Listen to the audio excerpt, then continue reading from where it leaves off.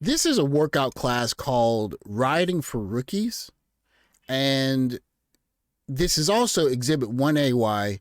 At the very least, you need to have extreme precaution if you're going to bring back a young, impressionable wife. But I dare say you can't bring her back.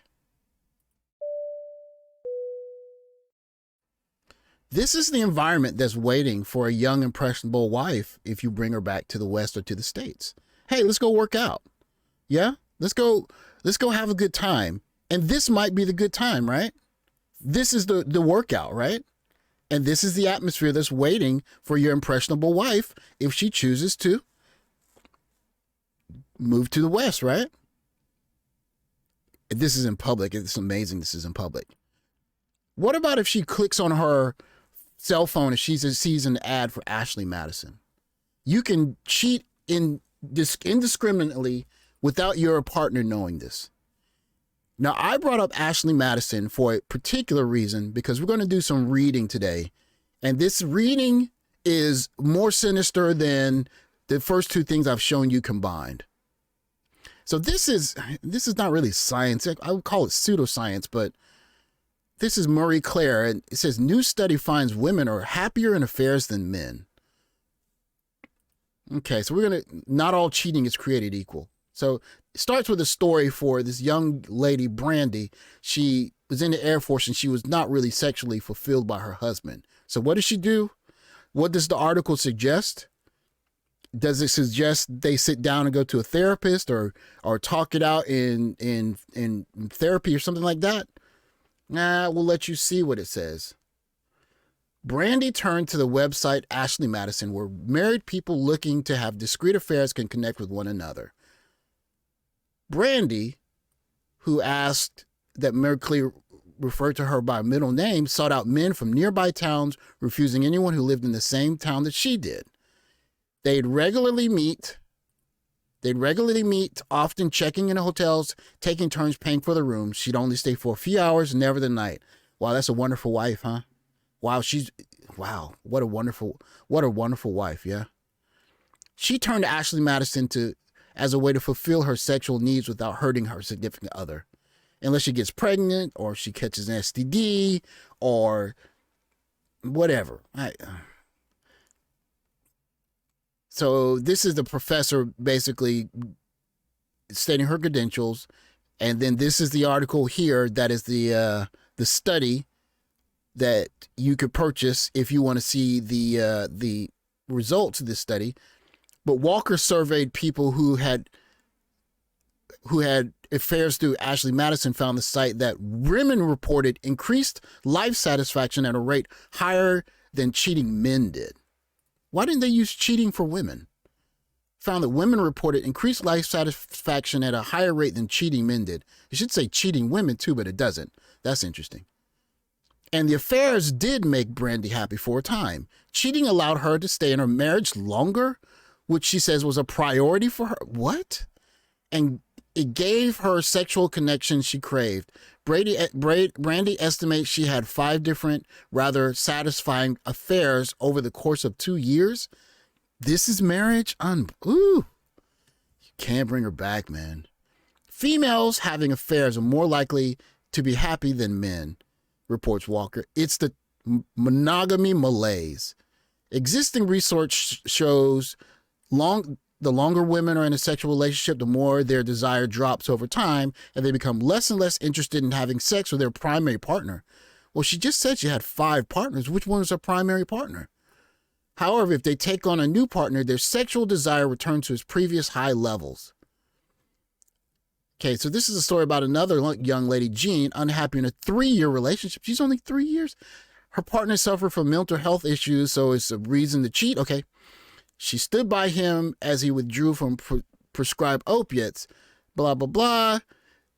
Excuse to cheat. Excuses cheat. The last relationship had 0 intimacy. She was unhappy, so she turned to Ashley Madison as a way to fulfill her sexual needs without, quote unquote, hurting her significant other who never found out, she claims.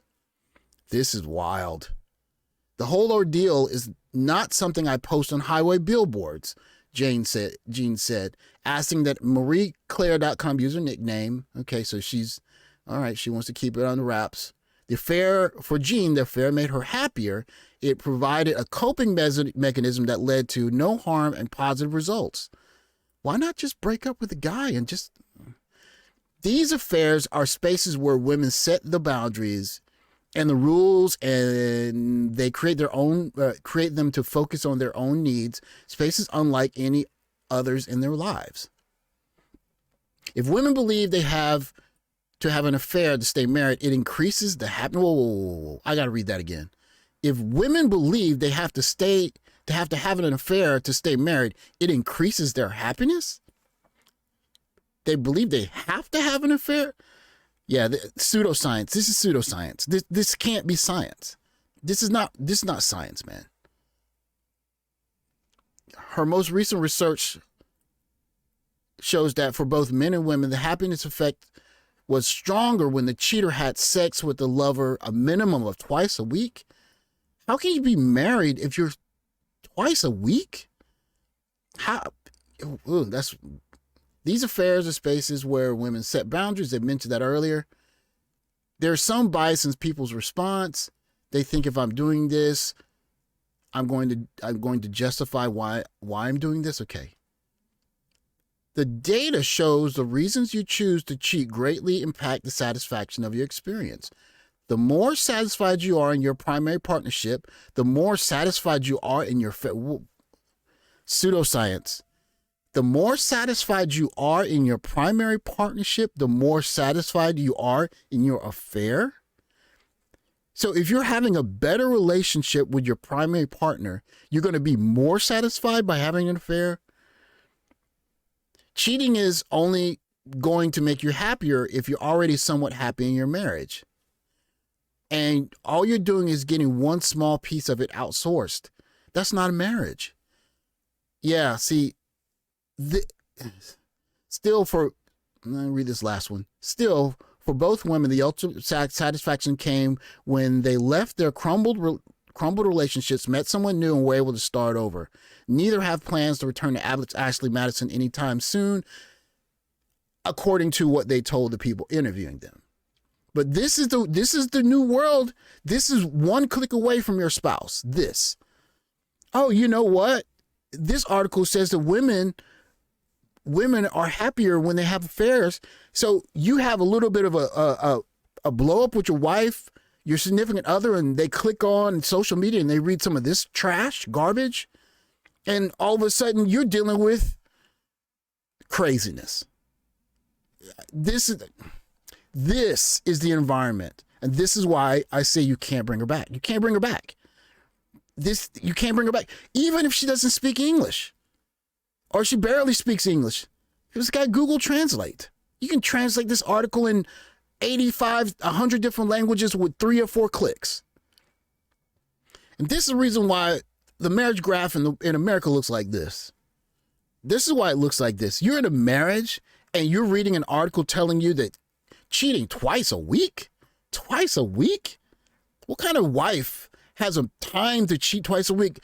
Most weeks, if you're busy, you barely have time to exercise twice a week. I hope you're not going to use cheating as a form of exercise. Goodness. That's why this chart looks like this in America. This is why I say, man, this is, and if you bring her back, man, you guys need to have some kind of religious morals or some kind of set of something, because this is the environment that's waiting. So anyways, with that, guys, I would say thank you for watching the video. Man, if you don't bring no young, impressionable woman back to the States, man. You might need to leave her or you might just stay yourself, but you can't bring her back to Ashley Madison and Marie Claire and twerking classes, because you're on borrowed time if you do. With that, thanks for watching, like, subscribe, and I'll catch you guys on the next one.